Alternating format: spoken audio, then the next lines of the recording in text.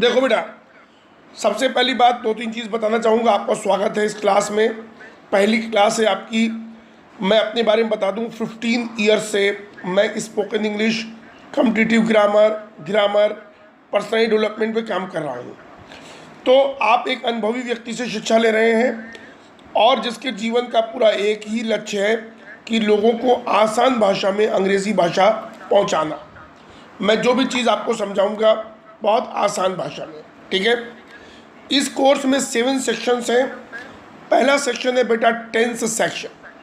Tense आधी English है। अगर मदन भाई आप टेंस सीख लें तो समझिए आपने आधी अंग्रेजी को अपने कब्जे में कर लिया। फिर दूसरा सेक्शन है मॉडल ऑक्सिलरीज सेक्शन। इसका मतलब होता है can, could, may, might, shall, will, would, should, must, ought to, used to, dare और नीड। ये 13 मसाले हैं अंग्रेज़ी भाषा के। इनसे अलग अलग तरह के भाव उत्पन्न किए जाते हैं बेटा, ठीक है। उसके बाद फिर आते हैं 5 सेक्शंस मॉडल सेंटेंसेस के। मॉडल सेंटेंस क्या होते हैं? वे वाक्य जो ना तो टेंस से बन सके और ना ही मॉडल ऑक्सिलरीज से बन सके, ठीक है। इस समय जो मैं आपको 7 बजे से पुराने बच्चों को पढ़ाऊंगा, MA3 से पढ़ाऊंगा। नोट कीजिए, MA3 ये मॉडल ऑक्सिलरीज का तीसरा चैप्टर है, ठीक है। अब जो शुरुआत की चीज़ है, इसीलिए आपको मैं 6:45 पर रोज़ बुलाऊंगा, जिससे कि जो शुरुआत की आप 2 तरफ आपकी ट्रेन चलेगी। एक बिल्कुल शुरुआत से पढ़ाऊंगा 6:45 से, और एक पढ़ाऊंगा आपको 7 बजे से दूसरे बच्चों के साथ, ठीक है। हफ्ते भर के अंदर आपका पुराना वाला सब पेंडिंग क्लियर हो जाएगा। मैंने आपको 2 PDF भेजी है, 3 PDF भेजी है। आप एक PDF जो बेटा है वो टेंस की है। मैंने अपने हाथों से 12 टेंसेस के बेहतरीन नोट्स आपको दिए हैं। उसी PDF में अगर आप पीछे की तरफ जाएंगे तो सेंटेंसेस के प्रकार, उनके फार्मूले, अनुवाद करने के नियम, ये चीज़ें भी मेंशन हैं, ठीक है। मैं वहीं से चालू करूँगा। आज मैं आपको वाक्यों के प्रकार से चालू करूँगा। उसके बाद मैंने दूसरी आपको एक PDF भेजी है जिसमें शुरुआत के इंग्लिश के 500 शब्द लिखे हैं। बिना उन शब्दों को जाने अंग्रेज़ी भाषा की कल्पना भी करना बेईमानी होगी, ओके। धीरे धीरे करके कोई काम एक दिन में मदन भाई नहीं होगा, ठीक है। थोड़ा थोड़ा करके आगे बढ़ेंगे। और तीसरी मैंने आपको PDF भेजी है। मैंने इसके मॉडल ऑक्सिलरीज के जो चैप्टर्स हैं वो पूरे आपको एक PDF भेजी है। तो 3 चीज़ें आपके पास हैं। देखिए, PDF होने से ये आराम रहता है कि आप उनको रिवाइज कर सकते हैं। हालांकि मैं जो आपको पढ़ाऊँगा वो इस स्पीड से पढ़ाऊँगा कि आप आराम से अपने नोट्स बना सकें, ठीक है। अभी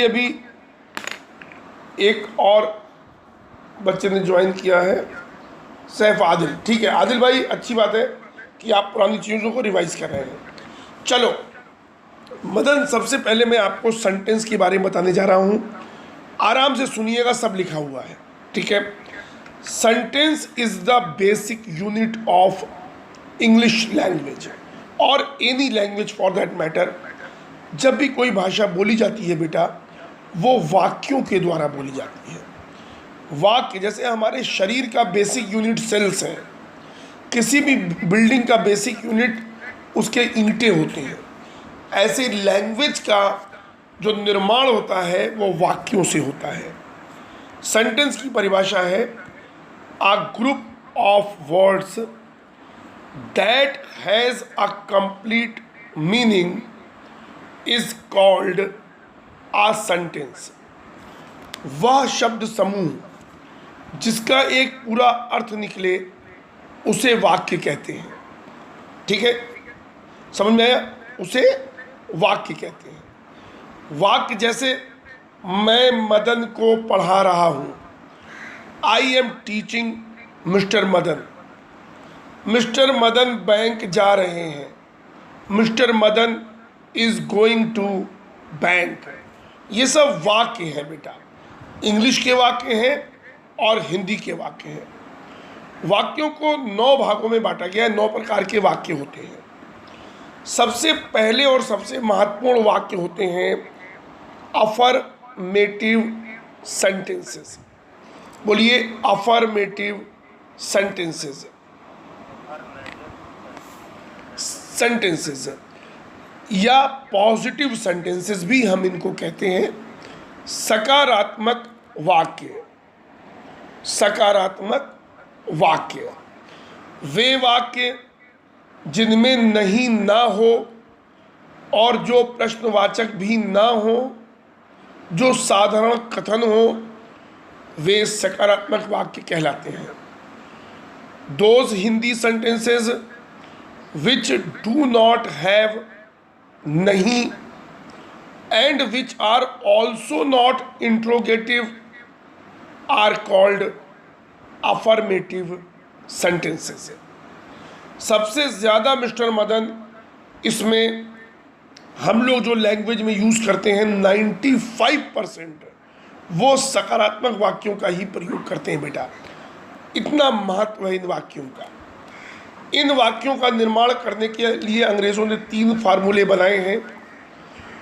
एक है स्थायी formula, subject plus helping verb plus verb plus object. I am repeating, subject plus helping verb plus verb plus object. ये स्थायी फार्मूला है, हर जगह लगेगा। जैसे आपको कहना है मैं कल तुम्हें फ़ोन करूँगा, I will call you tomorrow. I subject, will helping verb, call verb, you object. I will call you tomorrow. ठीक है। जितनी भी अंग्रेज़ी हम लोग बोलते हैं उसमें ज़्यादातर इंग्लिश इसी एक फार्मूले से बोली जाती है, subject plus helping verb plus verb plus object. लेकिन 2 स्थितियों में ये फार्मूला नहीं लगेगा। जब आप प्रेजेंट इंडेफिनिट टेंस के सकारात्मक वाक्य बनाएं तब ये फार्मूला ना लगाएं। जब आप पास्ट इंडेफिनिट टेंस के सकारात्मक वाक्य बनाएं तब भी ये फार्मूला ना लगाएं। प्रेजेंट इंडेफिनिट टेंस के सकारात्मक वाक्यों के लिए फार्मूला होता है बेटा subject plus verb plus S अथवा ES plus object. Past indefinite tense के सकारात्मक वाक्यों के लिए फार्मूला होता है subject plus second form of verb plus object. आगे विस्तार से इन चीज़ों के बारे में बात होगी। बिल्कुल बेस से सिखाता हूँ जब भी कोई बच्चा ज्वाइन करता है, आधार से। आधार मजबूत तो बिल्डिंग मजबूत। ये हो गए अफर्मेटिव सेंटेंस। नोट्स आपके पास हैं। अब जब आप उनको देखोगे मदन, आपको अच्छी तरह समझ में आ जाएगा कि मैंने आपको क्या पढ़ाया है। दूसरे प्रकार के वाक्य बेटा होते हैं निगेटिव सेंटेंसेस। वे हिंदी के वाक्य जिनमें किसी बात से इनकार किया जाए उन्हें निगेटिव सेंटेंसेस कहा जाता है। वे हिंदी के वाक्य जिनमें किसी बात से इनकार किया जाए, those Hindi sentences in which we deny anything, DENY, deny माने इनकार करना, आर कॉल्ड निगेटिव सेंटेंसेस। जैसे वह मेरी बात नहीं सुनता है, he does not listen to me. मैं कल कोचिंग नहीं गया था, I did not attend my coaching yesterday. Formula है इसका subject plus helping verb plus not plus verb plus object. Subject plus helping verb plus not plus verb plus object. ये लगभग 3% जो हम लोग वाक्य बोलेंगे वो ये बोलेंगे। तो 98% जो इंग्लिश है वो इन्हीं 2 चीज़ों से है, अफर्मेटिव सेंटेंसेस से और निगेटिव सेंटेंस से। बेटा जो मैं आपको मदन समझा रहा हूं, क्या आपको समझ में आ रहा है? मिस्टर मदन, क्या आप मुझे सुन पा रहे हैं?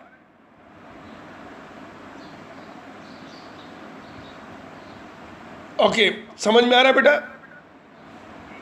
ठीक है। अब मैं बता रहा हूं प्रश्नवाचक वाक्यों के बारे में। जिन हिंदी के वाक्यों से प्रश्न पूछा जाए उन्हें इंट्रोगेटिव सेंटेंसेस, INTERROGATIVE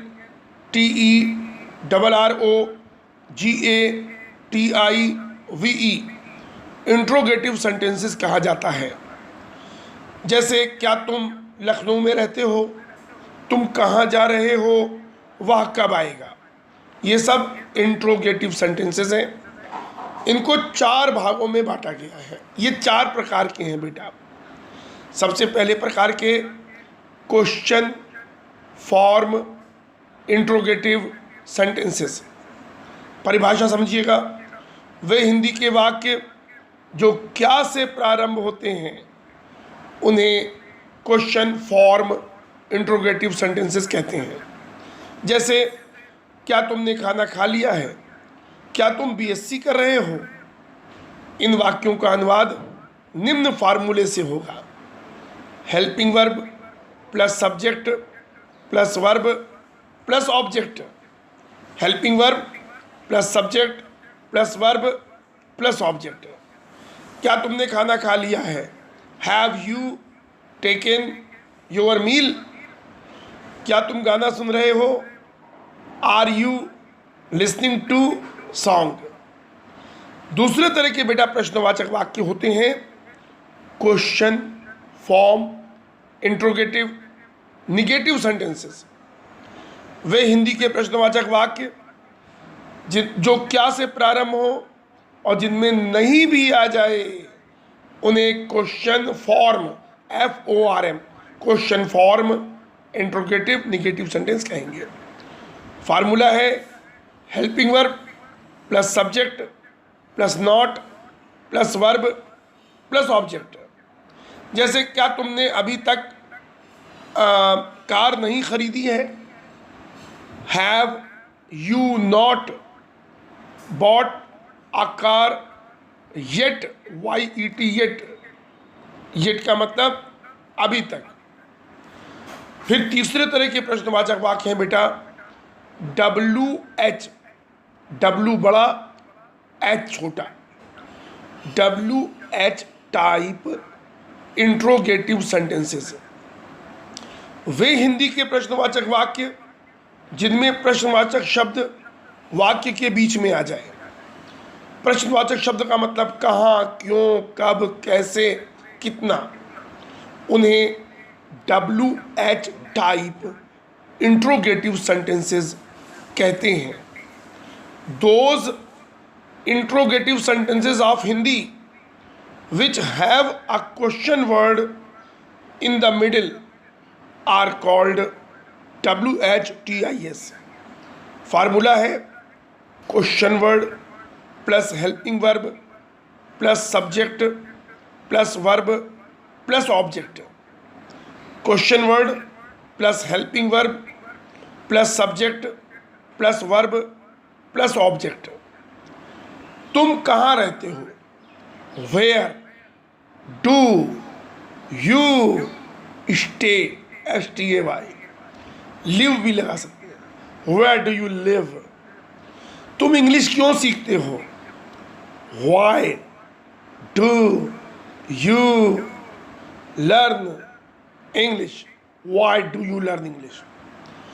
चौथे प्रकार के प्रश्नवाचक वाक्य हैं बेटा WH type interrogative negative sentences. वे हिंदी के प्रश्नवाचक वाक्य जिनमें प्रश्नवाचक शब्द वाक्य के बीच में आ जाए और नहीं भी आ जाए उन्हें WHTINS कहा जाता है।